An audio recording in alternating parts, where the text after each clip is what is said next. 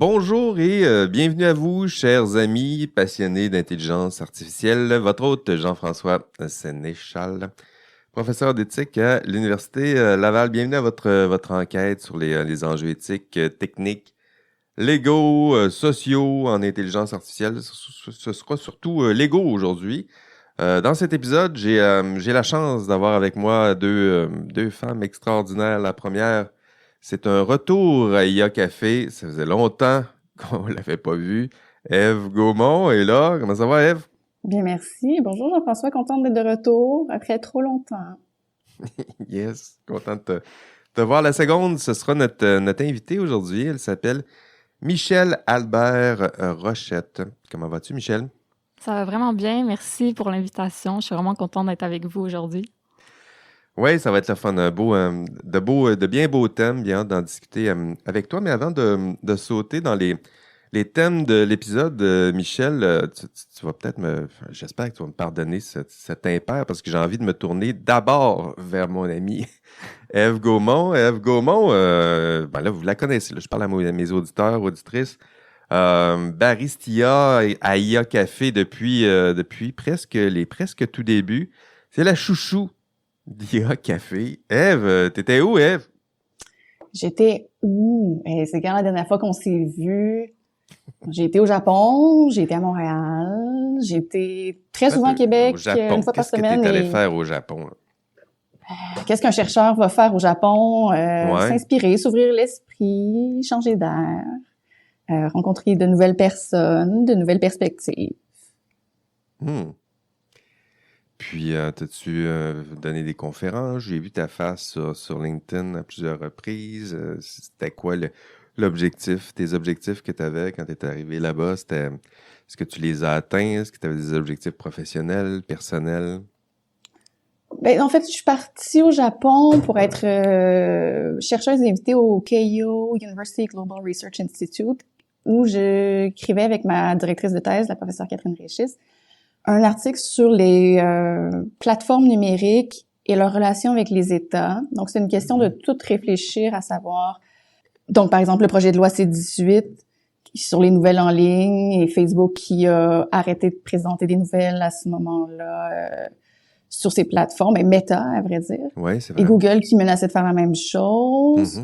Donc, c'était le point de départ de la réflexion. Puis ensuite, on s'est intéressé à un projet de loi qui datait de quelques années, le projet de loi C-76, qui modernisait les élections et la manière dont elles étaient conduites, de manière à prévenir les dérapages en termes de désinformation. Puis on s'est intéressé à tout ça, à savoir comment on pourrait éviter les conflits entre États et plateformes et plutôt adopter une mécanique plus collaborative, où les États et les plateformes numériques pourraient travailler ensemble à faire des lois qui conviennent à tout le monde. Puis là, j'entends déjà les gens dire on collaborera pas avec les plateformes, elles sont méchantes. Mais dans les faits, ils ont le gros bout du bâton.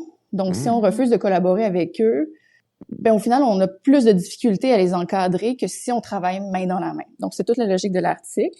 C'est vrai. Donc, ça, c'était l'objectif principal pour lequel j'ai été au Japon. Puis, la chose qui est intéressante avec le Japon, c'est que c'est loin.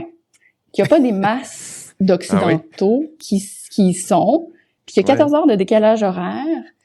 Fait qu'il n'y a pas des masses d'Occidentaux qui peuvent présenter par Zoom non plus. Donc, quand t'es là, en tant qu'Occidental, t'as 1001 opportunités de parler. Fait que c'est dans ces contextes-là où t'as vu ma face à Kyoto, au Internet Governance Forum, ou dans des présentations là-bas. Puis depuis que t'es arrivé, le retour au Japon, est-ce que ça a été... comment ça s'est passé? Tu disais à Montréal, donc retour au Japon, est-ce que les gens... ton rapport à ton retour, moi je me rappelle d'avoir fait des longs voyages comme ça, c'est toujours un peu difficile de retourner dans la triste routine du quotidien, puis que les gens, t'as l'impression qu'ils n'ont pas trop changé. Toi, quand t'as pris ça comment? Non, pas du tout. En fait, j'étais vraiment contente d'être de retour. Sinon, j'étais pas certaine. Bon, quand on quitte, on le sait justement là, que ces longs voyages-là, parfois, ça peut être traumatisant sur le retour, presque plus que sur le voyage en tant que tel.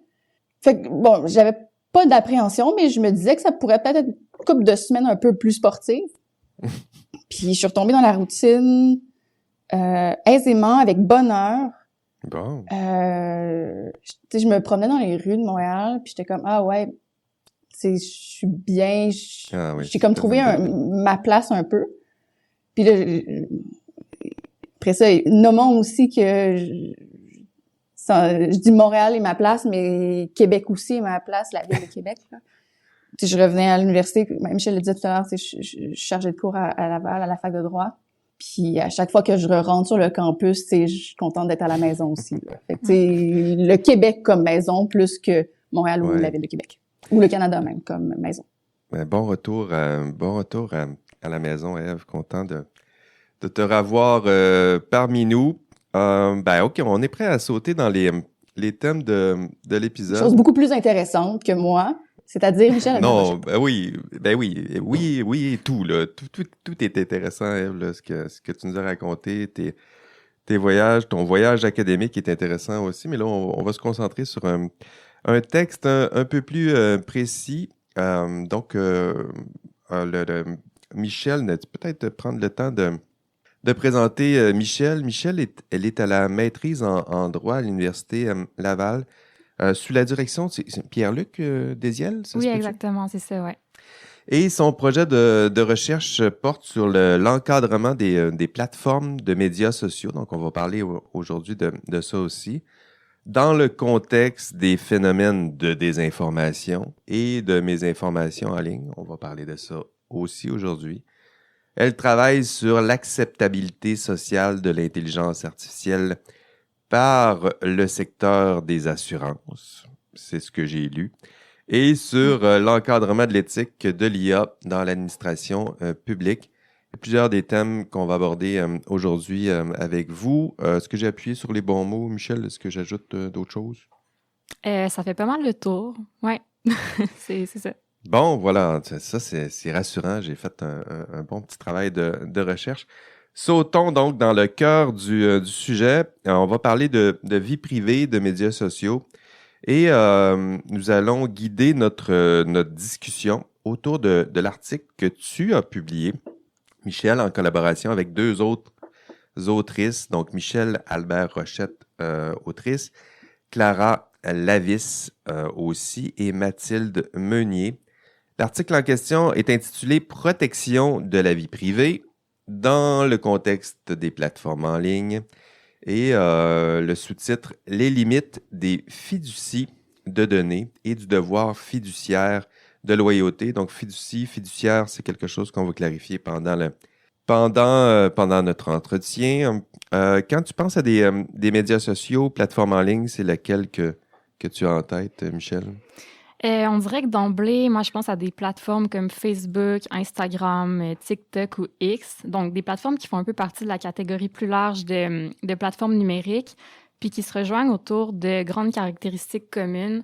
Donc, évidemment, le fait de permettre l'accès à différents types de contenus qui sont générés par les internautes.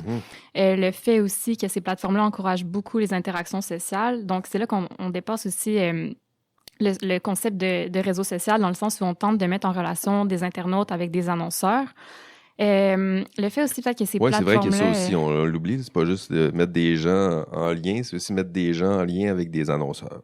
Ben c'est ça, puis je pense que c'est ça qui va nous intéresser aujourd'hui beaucoup parce que au final, les plateformes de médias sociaux ont comme un pouvoir considérable sur le marché qui est issu de l'exploitation de différents renseignements personnels qui sont issus de notre activité en ligne, puis que justement... ces renseignements-là vont permettre de personnaliser des contenus publicitaires, de personnaliser des contenus organiques aussi, donc ceux qui sont publiés par les internautes. Mais c'est ça, puis je pense que c'est ça qui est particulièrement intéressant en matière de vie privée, là. OK, puis comment se comportent-ils ces médias sociaux, ces plateformes? On va parler de vie privée aujourd'hui, on va parler de nos données renseignements personnels. C'est quoi les mécanismes qu'ils ont en place là, pour protéger notre vie privée, nos renseignements personnels? Comment ça fonctionne? Dans le sens, les mécanismes que les plateformes mettent en place, par exemple? Oui, est-ce qu'ils le font? Est-ce qu'ils le font bien? Comment ils s'y prennent? Ben, je trouve que c'est vraiment intéressant, ça, parce que ça pose la question de ce qu'on entend par protection de la vie privée puis par protection des données, là, parce que si on regarde ce que les plateformes disent faire, c'est sûr que les plateformes vont vraiment insister sur le fait qu'elles protègent notre vie privée, qu'elles protègent nos données. puis vont mettre en place certaines mesures de confidentialité. Puis, si on regarde la politique de Meta, par exemple, on voit que l'entreprise va dire qu'il respecte le RGPD, donc le Règlement général européen sur la protection des données qui va comme déferler dans d'autres juridictions. Meta qui va insister aussi sur la notion de contrôle des internautes de leurs données en permettant aux internautes de personnaliser qui peut voir leur contenu ou non. Puis, plusieurs mesures, en fait, qui semblent montrer que ces entreprises-là respectent nos données, notre vie privée. Mais on dirait que à la lecture de ce type de politique de confidentialité-là, on se rend compte que, en tout cas, moi, des fois, ça me fait penser un peu à 1984, dans le sens où ça s'appelle politique de confidentialité, mais quand on clique là-dessus, on se rend compte que c'est plutôt une description vraiment détaillée des diverses données qui sont collectées, puis de la multitude de points de données qui sont collectés. Il y a un peu de novlangue dans tout ça. Là. C'est ça. La protection des données, puis là, tu lis, finalement, c'est comment on va gérer les données que vous allez nous donner. C'est plus ça, ou comment on va les vendre, à quel prix. C'est ça. Il n'y a pas de vente de renseignements personnels en théorie, c'est plus comme la vente d'un service de ciblage, mais... ouais, c'est ça. Puis on dirait que je réalisais dernièrement cette politique de confidentialité-là de Meta, puis il y a tellement de données auxquelles on s'attend pas, puis c'est comme, on vient à se demander, est-ce qu'il y a vraiment des données que cette entreprise-là collecte pas et traite pas, puis c'est difficile de savoir finalement tout ce que ça peut impliquer, là.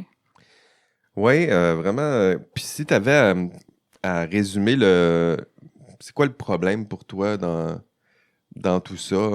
Ça, c'est leur mécanisme. Puis moi, j'ai mon intuition de c'est quoi le problème, mais toi, comment que tu le résumes là, quand tu l'expliques à tes proches et collègues? Oui, c'est ça. Il y aurait tellement de choses à dire. On dirait que c'est principalement un problème d'asymétrie de pouvoir et d'information qui prévaut entre ces plateformes-là et les internautes. Et c'est eux autres qui ont tout le pouvoir, puis l'internaute, il est là, puis il sait pas trop ce qui se passe, il donne ses renseignements, puis c'est eux autres qui le prennent. C'est ça? Oui, c'est ça. C'est difficile de savoir exactement ce qui est collecté. Il y a des choses qui sont faites un peu, on dirait, à notre insu. On sait pas exactement comment ce savoir-là va être mobilisé, puis c'est ça que je trouve particulièrement préoccupant parce que le fait qu'une grande plateforme ait une quantité massive d'informations sur les internautes, c'est une chose. Mais après, qu'est-ce qui est fait de ce savoir-là? On peut penser à un contexte de consommation où les plateformes vont vraiment tenter d'influencer nos choix en matière de comportement de consommation, mais on peut penser aussi à un contexte politique où on prend ces informations-là pour essayer d'influencer les comportements dans un contexte électoral. Donc là, ça dépasse juste l'enjeu de vie privée, ça touche à d'autres intérêts qui sont individuels, mais aussi sociétaux. Puis bon, la capacité de prendre des décisions en matière politique, la capacité d'un peuple à se gouverner, donc plus une autodétermination collective. Donc, c'est toutes sortes d'enjeux qui sont liés avec le fait de protéger les données aussi. Oui, c'est ça. Moi, j'ai des fois l'impression qu'on donne tellement de données de stock, puis après ça, on ne sait pas exactement...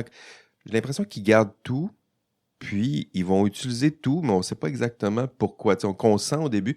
Moi, l'exemple que j'ai en tête, c'est les images, le texte, puis la voix. Tu vois les outils en ce moment en intelligence artificielle, où tout à coup, ils sont capables de générer des images, mais les images, ils les ont prises où, ces images-là? Il y a des images qui sont libres de droit, mais à quelque part, je dis, est-ce qu'ils ont utilisé aussi les images que moi j'ai déposées pour entraîner ces outils d'intelligence artificielle? Même chose pour le texte. Est-ce qu'ils ont pris tout le texte que j'ai publié pour se servir de mon texte pour montrer pour éduquer ou pour former ces algorithmes-là? Donc, les images, le texte, la voix, quand on laisse des messages vocaux, quand on publie des podcasts comme ça, est-ce qu'on leur donne aussi le droit d'utiliser de la voix pour éventuellement faire des outils? Donc, il y a tout ça, on a l'impression qu'on donne quelque chose qu'on consent, mais des fois, j'ai l'impression qu'on consent pas à tout et toutes les utilisations possibles et éventuelles dans les 20 prochaines années non plus, là. C'est ça, puis c'est vraiment difficile de savoir exactement ce qui est fait. Moi, j'ai vraiment un problème justement avec ce mécanisme de consentement-là qui peut pas vraiment être éclairé au final parce que premièrement, on prend pas la peine de lire toutes les politiques de confidentialité, toutes les politiques d'utilisation. La vitesse que je lis ça, moi. C'est ça. Puis même si on les lisait, moi, j'ai l'impression qu'on peut seulement avoir comme une connaissance parcellaire de ce qui est fait parce que comment envisager dans 10 ans tout ce qui peut être fait avec ces données-là ou juste sur le court terme, à quel point le croisement de différentes données peut donner lieu à l'émergence d'un nouveau savoir auquel on peut pas s'attendre. Donc, c'est comme un peu... même si on consent à l'utilisation de certaines données, ben on ne sait pas à quel point ça peut être révélateur de d'autres choses sur nous, de d'autres choses sur d'autres personnes aussi. Donc. Oui, c'est ça, on consent, mais on consent à quoi et pour combien de temps? Bon, on y reviendra justement au consentement. C'est un concept qui est riche et qui est bien expliqué dans le texte en question. Parlons des lois. J'imagine qu'il y a des lois, des règles qui encadrent la protection de la vie. Ben oui, en fait, je suis sûr. Je pense. Je suis sûr qu'il y a des lois qui encadrent la vie privée et les renseignements personnels. C'est quoi, j'en appelle à vous deux. Je vais d'abord me tourner vers Michel, mais ensuite vers Ève. C'est quoi les principales lois là, qu'on doit connaître, là? Ben, si on se tourne vers le contexte canadien, on a la loi sur la protection des renseignements personnels et les documents électroniques, qui est une loi fédérale qui, comme on le sait, va bientôt être modifiée par le projet de loi C-27, qui devrait bientôt, je pense qu'il est à l'étape de l'examen en comité en ce moment. Cette loi-là est quand même pertinente dans le contexte des plateformes en ligne, dans la mesure où elle va s'appliquer en matière de transferts internationaux et interprovinciaux de renseignements personnels. Puis comme on le sait, comme Meta, si on prend l'exemple de Meta, comme Meta le dit elle-même, a fait affaire avec des personnes partout dans le monde et doit transférer des données d'un pays à l'autre. Donc, c'est certain que cette loi-là fédérale trouve sa pertinence. Donc ça, c'est C-27? Oui, c'est ça. C-27 qui n'est pas encore adopté, mais qui va venir modifier, en fait, notre loi canadienne en matière de renseignements personnels. Je pense qu'en matière de plateforme en ligne, puis Ève, je pense que tu vas peut-être pouvoir rebondir là-dessus, mais je trouve que le RGPD, on peut pas l'éviter, là.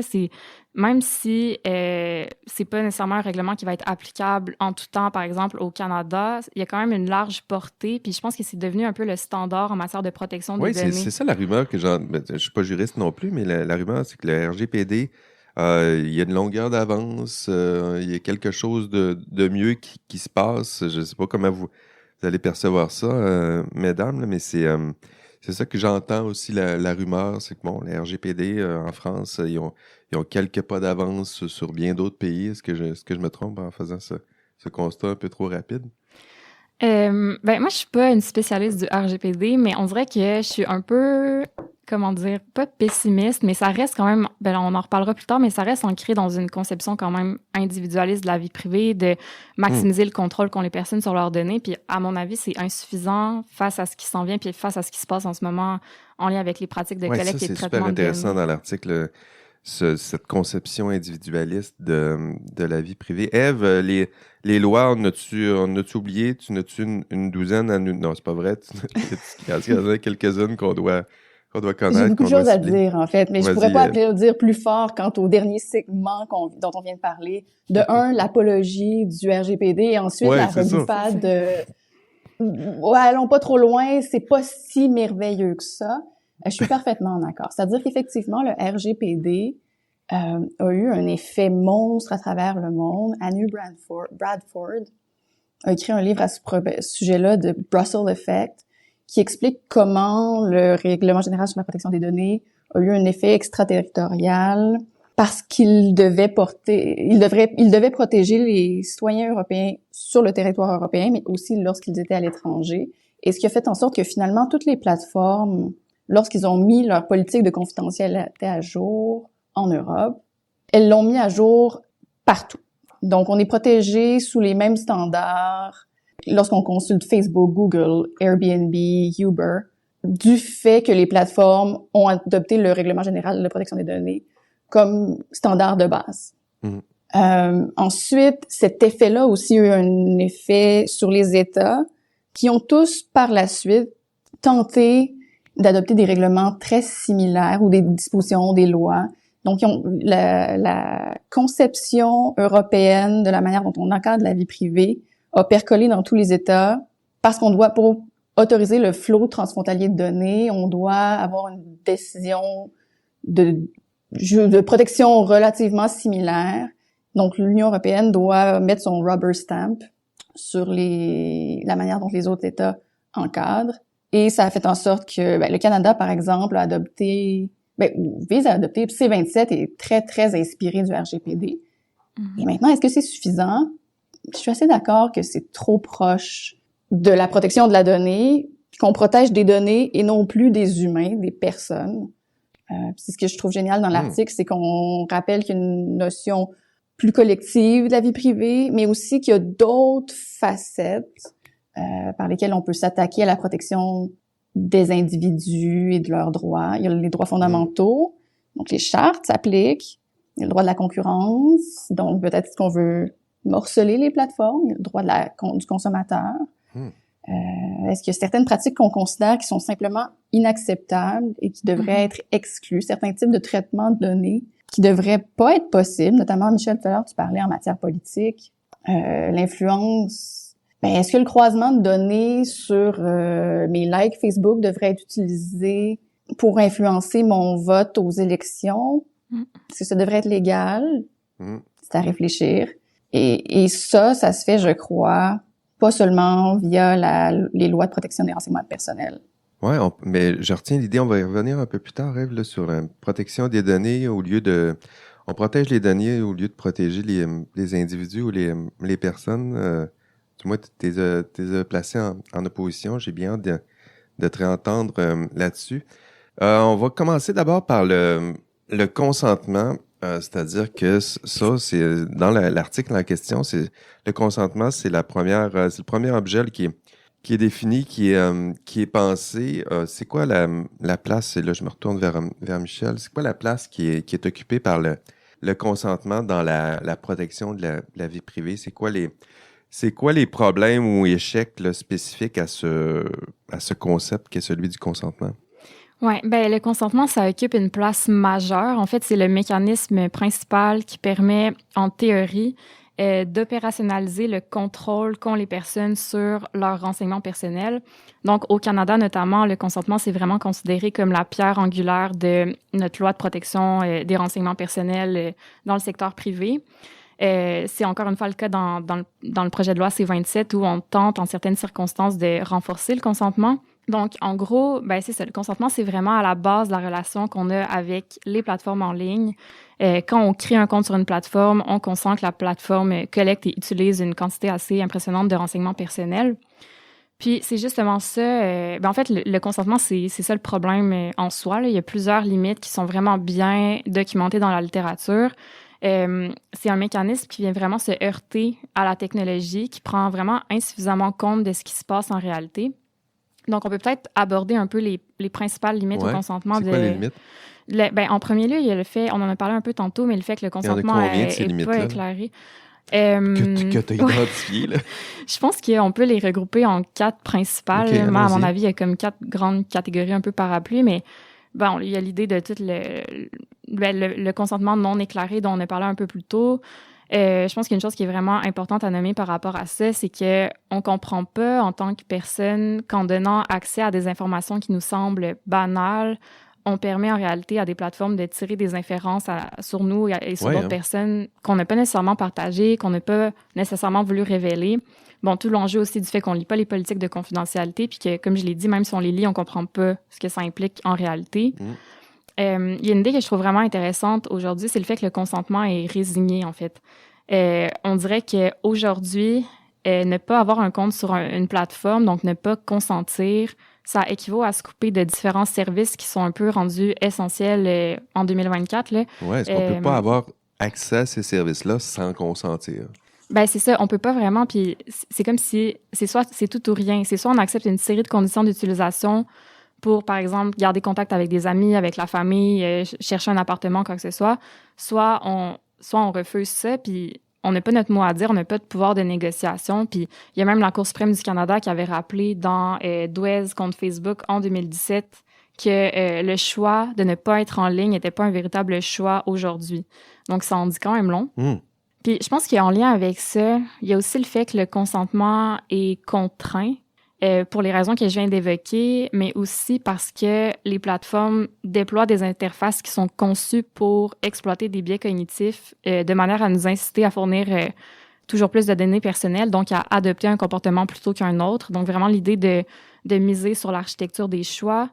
Puis dans ce contexte-là, c'est difficile de considérer que le consentement est suffisant quand on pense que les environnements numériques sont créés spécifiquement pour entraîner acceptation. Puis ça, c'est vrai au moment de l'inscription. Tu sais, on peut penser au bouton vert de Facebook pour l'inscription qui est vraiment attrayant par rapport aux petits caractères gris sur lesquels on clique pas, tu sais. Oui, Mais moi j'ai vu ça aussi sur la plupart des sites, je pense que c'est plutôt européen. Tu arrives pour te brancher sur le site, consentez-vous à utiliser des renseignements personnels et l'utilisation de cookies. Puis là, c'est écrit oui, non. Oui ou non, le oui est vraiment plus facile à cliquer. Mais moi, je me suis rendu compte que puis, dans ma tête, je me disais, si je consens pas, je pourrais pas aller voir le site. Mais là, je ne sais pas pourquoi, ça fait peut-être partie des biais psychosociologiques, mais je me suis rendu compte que quand tu cliques sur non, ça fonctionne quand même. Ben, c'est ça, puis on n'est pas J'étais tellement content, non. je me disais, OK, désormais, c'est le temps, non, non, non, non, non, non, non, puis ça va bien. Bon, c'est pas toujours le cas, là, quand tu te crées un compte Facebook ou un compte de réseaux sociaux, tu as nécessairement, je pense que c'est ça l'idée, tu es nécessairement obligé de consentir, sinon, tu te coupes de ces outils-là. Je pense que c'était ça l'idée, là. Oui, c'est ça, vraiment. Puis, c'est vrai au moment de l'inscription. Puis, une fois qu'on est en ligne aussi, cette idée-là de consentement qui est contraint, dans le sens où, encore une fois, oui, la page d'inscription est faite de manière à ce qu'on accepte tout, mais l'interface elle-même, une fois qu'on est connecté, est faite pour qu'on clique à certains endroits. C'est juste les stories Instagram, là, c'est vraiment pas un hasard que les stories sont en haut de l'écran avec des couleurs particulières. Il y a comme eu un changement chez Instagram par rapport à ça. Je pense qu'au départ, c'est tellement tentant d'y aller. Puis, c'est ça nous reste les vidéos engagé. sont ciblées. Ah oui, un petit 10 minutes là, à scroller jusqu'à temps que tu aies oublié que ça fait 30 minutes que tu scrolles. Là. C'est ça, exactement. Oui. OK. Dans l'article, Michel, en fait, vous mentionnez que cette idée-là a aussi déjà été invoquée pendant notre entretien, que la notion de vie privée, ça dépasse l'individu, puis ça a des implications collectives, une super belle idée à explorer ici. Qu'est-ce que ça veut dire? Je pense que ça veut dire deux choses principalement, puis je peux peut-être faire le lien avec le mécanisme de consentement, dans le sens où aujourd'hui, les choix individuels des personnes dans l'environnement numérique, donc leur consentement là, relativement à, entre guillemets, leurs renseignements personnels, vont avoir un impact sur la vie privée des autres personnes. Donc, juste le fait d'avoir un compte sur une plateforme, le fait de naviguer sur Internet tout court, va laisser des traces numériques individuelles, donc des renseignements qui sont générés par l'activité en ligne et qui souvent sont d'apparence anodine, mais qui vont permettre de tirer des inférences sur la personne en tant que telle, mais aussi sur les membres de son réseau, que ces personnes aient un compte ou non sur une plateforme. Même si ton ami n'est pas sur Facebook, Facebook a quand même réussi à aller chercher des informations par référence sur ton ami qui ne voulait pas être sur Facebook, justement pour cette raison-là. Ben c'est ça. Puis même dans la politique de confidentialité de Meta, on retrouve mot pour mot des trucs comme « Nous recueillons des informations à votre sujet à partir de l'activité d'autres personnes » et « Nous déduisons des informations à votre sujet à partir de l'activité. » C'est écrit explicitement, ça. Oui, c'est ça, là, c'est textuellement ça. Puis on dirait que j'ai vu ça, j'étais là, au moins c'est transparent, mais il faut quand même chercher un peu pour le trouver. C'est pas parce que c'est transparent que c'est bien, un autre exemple. Là. Ben c'est ça, puis on voit que c'est un peu là le problème des lois de protection des renseignements personnels, à mon avis, c'est que ça suppose qu'on gère seulement des informations par rapport à nous-mêmes, alors que c'est pas le cas, puis que les plateformes l'admettent elles-mêmes assez clairement qu'on va dans leur politique de confidentialité. Là. Ouais. Mais ça montre aussi que la transparence, c'est pas une panacée, hein. On peut vous dire tout ce qu'on fait qui, en théorie, soulèverait lire. Mais on en voit tellement, puis on a une forme de désengagement, puis c'est comme ça, puis c'est comme ça que ça marche, puis on abandonne un petit peu. Donc, dans les lois de protection des renseignements personnels, si on parle de mécanismes de transparence, puis on force les gens à divulguer, les plateformes à divulguer les véritables activités ou les fins pour lesquelles ils collectent des renseignements personnels, ça veut pas nécessairement dire qu'on va protéger mieux. Puis Ève, plutôt, toi, tu parlais de la protection on protège les données, on protège plus l'individu. Comment ça s'inscrirait dans ce débat-là? Qu'est-ce que tu voulais dire? Précise ton idée. C'est intéressant. C'est-à-dire que... Comment l'exprimer? C'est peut-être le plus clair en matière de sécurité des renseignements personnels, sécurité des données. Par exemple, dans la décision commission scolaire Val-des-Serres ou centre de services scolaires Val-des-Serres, on avait une commission scolaire qui avait créé un nouveau logiciel de prédiction du décrochage scolaire qui utilisait 200-250 points de données pour prédire quels élèves de 6e année allaient éventuellement décrocher. On savait pas ce qu'il allait faire avec cette prédiction-là, mais c'est pas ça le cœur du litige. Bref, la commission d'accès à l'information s'est penchée sur ce logiciel-là, cet algorithme-là. Et l'analyse qu'ils en ont fait, ultimement, c'est on n'a pas obtenu le consentement, puis le plan de destruction des données était pas adéquat. C'est assez mince quand même. Genre, ce qu'on dit, c'est la prochaine fois, avertissez les parents, puis assurez-vous que 2 ans après la collecte, vous déchirez les données, puis c'est bon, tout est réglé. Mais on s'est pas posé la question à savoir est-ce que ça va avoir des impacts sur le droit à l'égalité. Par exemple, une personne qui vit dans un quartier plus défavorisé va avoir plus de chances d'être considérée comme un décrocheur à risque, qui donc va peut-être être placée dans une classe de jeunes décrocheurs. Cette classe de jeunes décrocheurs-là va peut-être être avec une forme de prophétie autoréalisatrice. De toute manière, la société pense que j'ai pas de chance de succès, donc j'ai pas de chance de succès. Donc, on crée une forme de discrimination. Ça, c'est ce que je veux dire là, par protection des données versus protection des personnes. En tapant sur les doigts de la commission scolaire parce qu'elle avait pas un bon plan de destruction des renseignements personnels, on protège pas l'individu. On protège ses données, mais c'est pas nécessairement aussi clair qu'on le protège en tant que tel. Michel, et ça, je pense qu'il y a une autrice qui fait cette démonstration-là de manière particulièrement intéressante, c'est Elizabeth Reineris, dont j'avais parlé jadis naguère. Mais donc, écrit un livre qui s'appelle Beyond Data, qui est particulièrement intéressant là, sur cette idée-là de déconnexion entre protéger les données et protéger la personne. Mais c'est une idée qui gagne de plus en plus de terrain, de traction. Michel, tu avais quelque chose à ajouter? Oui, ben c'est pour rebondir un peu sur ce que Eve disait, puis ça me faisait penser à un article récent de Daniel Solev. Juste le titre était tellement parlant, puis ça rejoint ce que tu dis, Eve. Le titre, c'était « Data is what data does ». Donc, au lieu justement de chercher à tout le temps protéger des données, des catégories de renseignements personnels, c'est un peu s'éloigner de ça pour dire, OK, on veut pas protéger des données parce que ce sont des données, mais parce qu'elles font quelque chose, elles servent à quelque chose. Oui, c'est ça. Puis c'est comme si rendu là, la vie privée devient moins une fin en soi qu'une valeur instrumentale au service de la protection d'autres intérêts puis d'autres droits. Puis Eve parlait de droit à l'égalité, puis je trouve que c'est vraiment un bon exemple aussi, là. Vraiment. Puis parmi les justement sur la vie privée, dans l'article, tu pointes vers vous êtes 3 autrices, pointez vers des pistes de solutions, dont justement une conception plus collective de la vie privée. Donc, dépasser là, cette conception un petit peu vieillotte qu'est celle de la vie privée pour la remplacer par une conception collective de la vie privée. C'est quoi que ça veut dire, Michel? Il y a peut-être 2 éléments. Là. Le premier, c'est ce que Eve vient de nommer par rapport à... je pense que c'est de revoir un peu le paradigme dans lequel on conçoit la vie privée actuellement. Tu sais, en ce moment, on est vraiment dans une perspective individualiste où on veut maximiser le contrôle individuel des personnes sur leur renseignement personnel. Ce qui est comme problématique dans la mesure où les données aujourd'hui sont relationnelles, comme on en a parlé plus tôt. Oui. Donc, moi, à mon avis, c'est comme de voir les choses un peu à l'envers, de réfléchir d'abord en termes de risques individuels et sociétaux pour après ça voir comment on pourrait protéger la vie privée ou décider ce qu'on veut protéger au regard des risques et non pas réfléchir en termes de on protège des renseignements pour protéger des renseignements. Ça, c'est peut-être la première chose qui est plus globale, qui est un peu de revoir le paradigme en lui-même.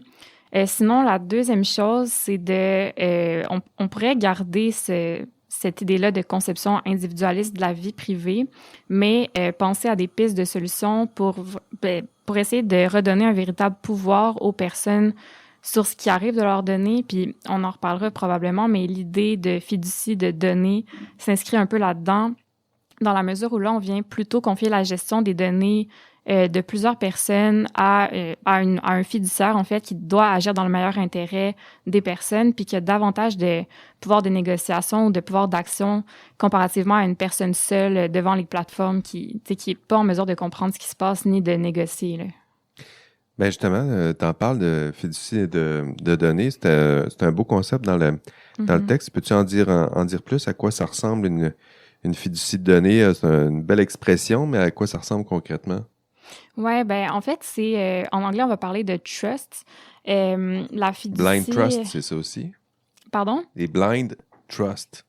Ça se Blind peut-tu? Trust, on dirait que Oui, fiducie sans droit de regard. Fiducie sans droit de regard, voilà. Ah, fiducie sans droit de regard.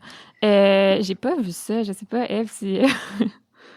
Mais c'est ça Ben, qui est super intéressant, c'est parce que la fiducie, c'est un terme qui a vraiment deux sens là, selon la langue dans laquelle on l'utilise. Puis Oui, c'est dans le ça, contexte d'où aussi, je trouve que c'est un mot qui est c'est plaqué, très juridique, en tout cas, pour un... mais qui est très juridique, mais pas Mais on juste peut numérique, mais qu'il y a beaucoup de gens qui utilisent dans le domaine numérique sans nécessairement comprendre les implications juridiques derrière. Je sais pas si Michel, À quoi ça tu serais d'accord avec ressemblerait? moi? À quoi ça Ben oui, ressemblerait c'est une ça. Ben, je fiducie? pense que c'est nécessaire justement avant de définir la fiducie de données, de remonter un peu aux origines. Tu sais, c'est comme un instrument qui s'est concrétisé initialement dans les juridictions de common law, donc principalement en Angleterre. OK. Puis, tu sais, je suis pas familière avec la notion de fiducie en droit français, mais tu sais, je sais que c'est quelque chose qui est complètement différent, donc d'où l'idée de ramener ça à l'idée plus common law de la chose, là. Mais c'est ça. En général, la fiducie fait intervenir 3 acteurs. Donc, on va parler du constituant, du bénéficiaire et du fiduciaire. Puis, historiquement, c'était un mécanisme qui était utilisé pour attribuer la propriété et le pouvoir de gestion d'un bien, justement, au fiduciaire qui devait veiller à conserver et à utiliser ce bien-là en conformité avec les objectifs qui étaient déterminés par le constituant et au profit d'une ou de plusieurs personnes, donc les bénéficiaires. Puis ce qui est intéressant avec ce mécanisme-là, c'est que la constitution d'une fiducie emporte certains devoirs qui incombent aux fiduciaires, donc un devoir de loyauté, de prudence et de diligence. Puis c'est certain qu'il va y avoir des différences. Tu sais, si on prend la fiducie québécoise par rapport aux différents types de fiducies qui existent en droit canadien, c'est pas la même chose. Mais il y a tout le temps ce genre de devoir-là qui émerge de la constitution d'une fiducie. Donc, l'idée avec la notion de fiducie de données, c'est un peu de se calquer sur les mécanismes juridiques existants, mais d'appliquer ça à des données, en fait. C'était à la base une idée qui avait été popularisée, je pense, en 2016 par Neil Lawrence dans un contexte de protection des consommateurs. Donc, c'est ça. L'idée, c'est comme de confier la gestion des données d'un groupe de personnes à un fiduciaire qui doit respecter certains devoirs puis qui doit agir dans leur meilleur intérêt et qui est en meilleure position qu'une personne seule pour gérer ces données-là puis comprendre ce qui se passe. Puis pour les réseaux sociaux, ça ressemblerait à quoi? Moi, je confierais mes données à un fiduciaire, donc à une tierce partie. Je confie pas mes données à Facebook, Meta, puis les GAFAM de ce monde, mais je les confie plutôt à une tierce partie qui, elle, prend soin de mes données, puis au besoin, les partage à ces GAFAM de ce monde, puis s'assure que mes intérêts puis que ma vie privée soit protégée. Est-ce que je comprends bien le concept? Ou... Oui, c'est ça. Puis, tu sais, c'est là qu'on voit qu'il y a comme plein de difficultés pratiques qui se passent parce qu'on dirait qu'en théorie, ça paraît beau, mais c'est comme si, moi, je me dis des fois, ces données-là ont déjà été partagées, il y a déjà des informations qui ont été inférées. Donc, comment retrouver un peu ce contrôle individuel-là sur les données pour les confier à un fiduciaire? Tu sais, déjà là, c'est comme un peu... idéalement, peut-être, mais là, en ce moment, les données y appartiennent déjà. Ils sont déjà partis. On ne peut pas retourner en arrière. Mais là, en ce moment, est-ce qu'on pourrait quand même se retourner vers ce genre de piste de solution? Ou... On dirait qu'en ce moment... Est-ce qu'on pourrait pas l'imposer aux GAFAM, justement, de leur dire, non, là, désormais, là, à partir d'aujourd'hui, vous arrêtez de prendre des données sur nous. Les données vont être collectées par un fiduciaire, qui est une tierce partie. Ça pourrait être le gouvernement. Hein, donc, ça pourrait être quelque chose de ce ça genre. poserait d'autres enjeux. D'autres problèmes. Mais, disons, on va partir là-dessus, puis on va voir si moi une des bonnes. Alors, je la confie à un fiduciaire qui, lui, vous allez gérer. Si vous voulez des données, vous allez négocier avec ce fiduciaire-là, puis lui va s'assurer que mes données soient utilisées dans mon propre intérêt et respectent mes droits.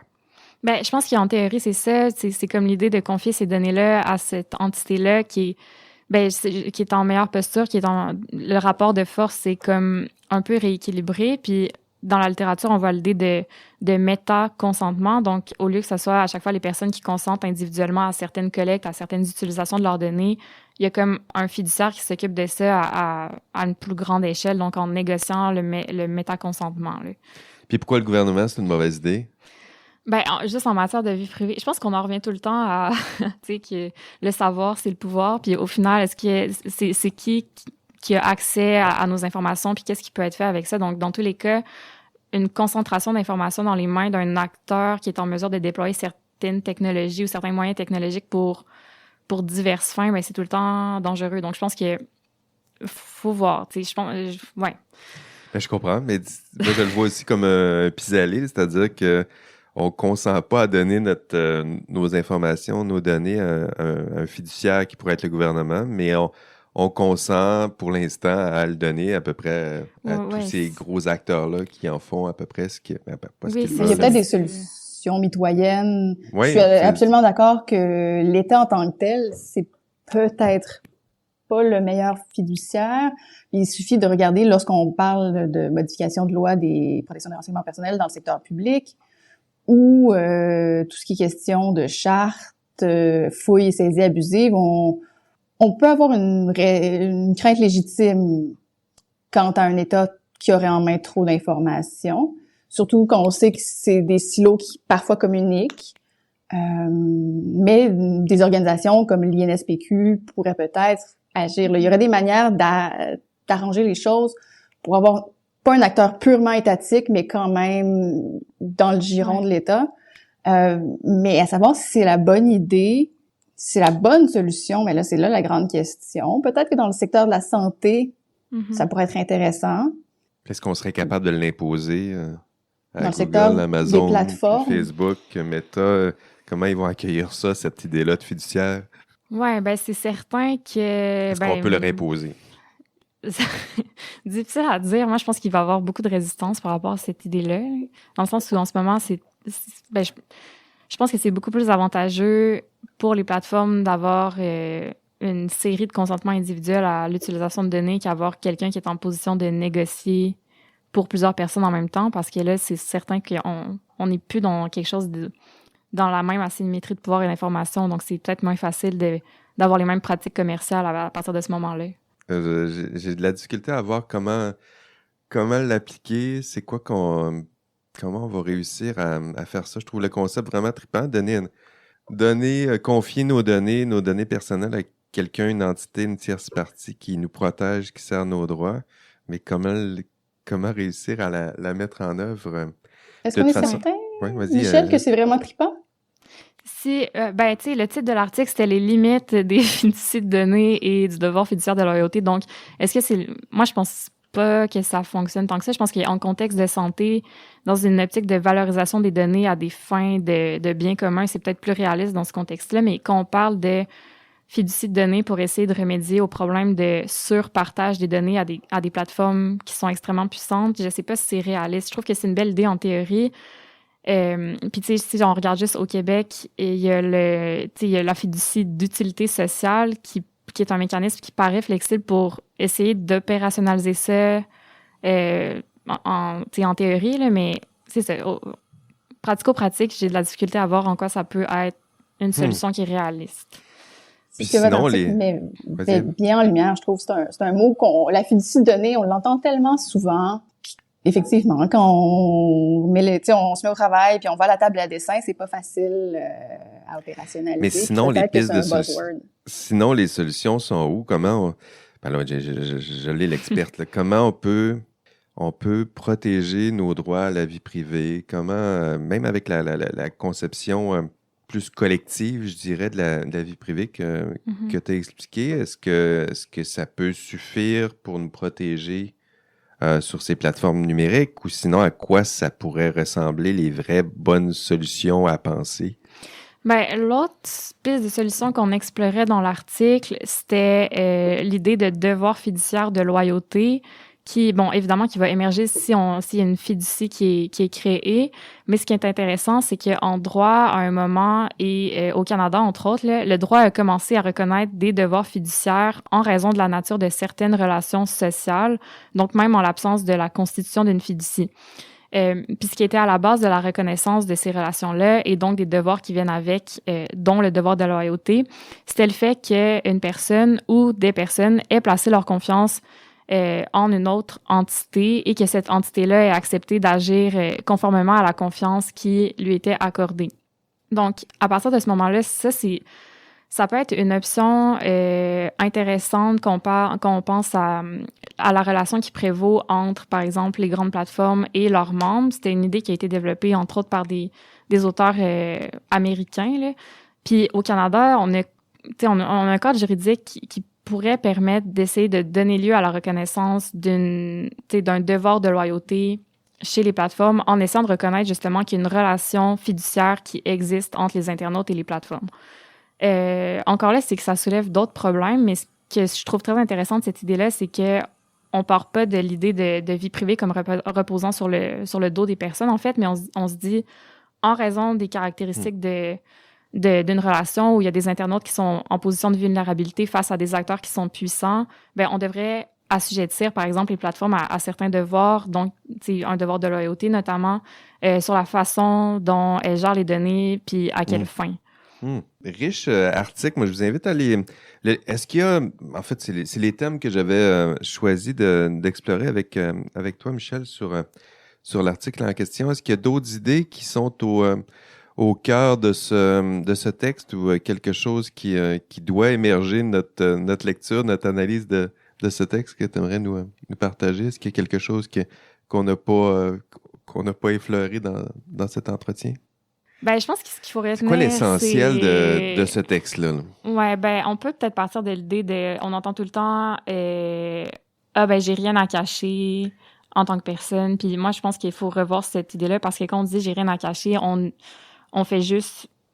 C'est comme si on oublie le fait qu'il y a des informations complètement banales, permettent de découvrir des choses privées sur nous, des choses qu'on n'a pas voulu révéler, permettent d'inférer des informations sur d'autres personnes. Puis c'est aussi un savoir qui peut être mobilisé à différentes fins, notamment à des fins politiques. Donc, on dirait que, pour moi, c'est un peu de se détacher de l'idée de vie privée comme quelque chose de secret pour penser plus en termes de qu'est-ce qui peut être fait. Ben, c'est quoi les risques qui découlent de la mobilisation d'un savoir sur les personnes. Donc, c'est ça. Je pense qu'il faut juste sortir de... Ben, Ève en parlait bien tantôt, là. C'est de pas essayer de protéger des renseignements pour protéger des renseignements, mais de protéger les personnes. Oui, puis protéger les personnes aussi, c'est ce que j'entends, mais c'est ce que je comprends aussi des fois dans cette réponse-là. J'ai rien à cacher, mais t'es pas tout seul concerné. Peut-être que toi, t'as rien à cacher, mais le fait que tu consentes aussi rapidement, ben, tu compromets aussi la vie privée, peut-être d'autres personnes qui t'entourent. Ça fait partie des thèmes qu'on a abordés. Ève, est-ce que tu avais quelque chose qui avait attiré ton attention dans le texte là, qu'on n'a peut-être pas assez consacré de temps? Non, je pense qu'on a fait bien le tour. Je pense que peut-être pour rappeler un peu, puis donner une image concrète et claire de qu'est-ce que ça peut être, l'obligation fiduciaire, à quoi ça ressemble, puis dans quel contexte ça s'est développé. Et puis si je gère ou je m'égare, tu me diras, Michel, mais il me semble que les médecins, les psychologues, c'est dans ces contextes-là un peu dont on parle de relations d'asymétrie de pouvoir. Puis donc, on viendrait faire une forme de parallèle entre les plateformes en savent tellement à votre propos qui ont l'obligation de faire usage de cette connaissance-là de manière responsable, de la même manière qu'un médecin ou un psychologue qui, eux aussi, en savent beaucoup à votre égard. Doivent en faire usage de manière c'est intéressant, responsable et qui respecte les grands principes de droits fondamentaux, en fait. Ben, oui, c'est ça. Puis je pense que j'aurais dû le nommer tantôt, justement, parce que c'est exactement ça. Quand on parle de relations fiduciaires en common law, en droit canadien, tu sais, les tribunaux canadiens ont reconnu des relations fiduciaires en présence de certains acteurs désignés, notamment, tu sais, un avocat face à son client ou un médecin face à son patient ou sa patiente. Ah, OK, c'est ce rapport de force-là. C'est ça, en raison du rapport de force, en raison de la confiance qu'on porte à ces acteurs-là, qui fait en sorte qu'on se dit, OK, là, il y a un rapport... les caractéristiques de la relation font en sorte qu'on devrait reconnaître une relation fiduciaire avec certains devoirs assortis à ça. Puis, au-delà du fait que... tu sais, ça, c'est quand il y a certains acteurs désignés, mais en droit canadien, on a aussi toute la notion des relations fiduciaires ad hoc, où là, on va se pencher sur certaines caractéristiques précises de la relation qui, lorsqu'elles sont satisfaites, permettent de donner ouverture à la reconnaissance juridique d'une relation fiduciaire. Puis, pour revenir à ce que Ève disait, l'idée, ça serait de faire justement ce parallèle-là avec les plateformes en disant que, les 4 critères cumulatifs qui sont dégagés par la Cour suprême du Canada permettrait en théorie de reconnaître qu'il y a une relation fiduciaire entre les plateformes et les internautes. Puis ces critères-là, en gros, tournent autour de la notion de vulnérabilité, de la notion d'exercice du pouvoir, du fait qu'il y a des intérêts individuels juridiques ou une forme d'intérêt particulier qui est affectée, puis au fait qu'il y a un engagement comme une confiance mutuelle entre ces deux acteurs-là. Puis c'est particulièrement vrai quand on pense on peut encore revenir sur Meta qui nous dit essentiellement, faites-nous confiance dans la gestion de vos données, faites-nous vraiment confiance, et il insiste beaucoup là-dessus. Donc, c'est comme si, en théorie, ces 4 critères-là juridiques permettraient de dire, OK, il y a une relation fiduciaire en présence, puis on devrait reconnaître certains devoirs liés à ça. Écoutez, on n'a pas parlé beaucoup d'intelligence artificielle. C'est-à-dire que ça, j'aime ça parce que ça fait partie des enjeux qu'on a. On parle d'intelligence artificielle, puis finalement, on parle d'informatique, on parle de vieux problèmes existants, puis c'est toujours le défi, puis j'aime bien poser cette question-là à mes invités. Est-ce qu'on a des nouveaux problèmes légaux qui sont liés à l'intelligence artificielle, ou est-ce que c'est pas un bon vieux problème qui est lié à la technologie? Là, on est plus dans les médias sociaux assez classiques. Est-ce que l'intelligence artificielle accroît ce genre de problématique-là? Est-ce qu'elle l'intensifie? Est-ce qu'on a un bon vieux rapport, là? C'est un vieux problème, puis avec de nouveaux moyens, ou est-ce que non, l'intelligence artificielle ajoute quelque chose d'encore plus important et préoccupant? Michel?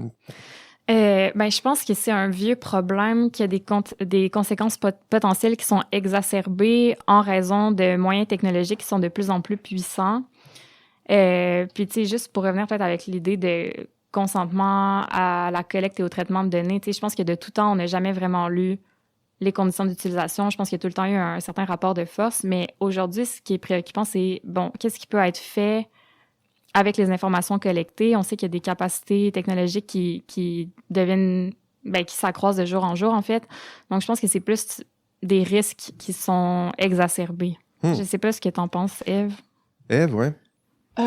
Plusieurs choses. Jean-François, quand tu dis c'est pas l'intelligence artificielle, c'est les réseaux sociaux. Mais non, c'est l'intelligence artificielle. Les réseaux sociaux, c'est l'intelligence artificielle. C'est du croisement de données. Comment on le fait, ce croisement de données-là? Oui, mais ces problèmes-là, ils existaient avant qu'on se mette à parler d'intelligence artificielle. Donc, est-ce que ça ajoute quelque chose? Ces problèmes-là existaient avant que ChatGPT sorte, puis que l'intelligence artificielle change de manière dans la tête des gens, que ça change d'image, que maintenant, quand on pense à l'intelligence artificielle, on pense à un chatbot et non plus à du croisement de données fait par Facebook. Mais ça demeure toujours de l'intelligence artificielle.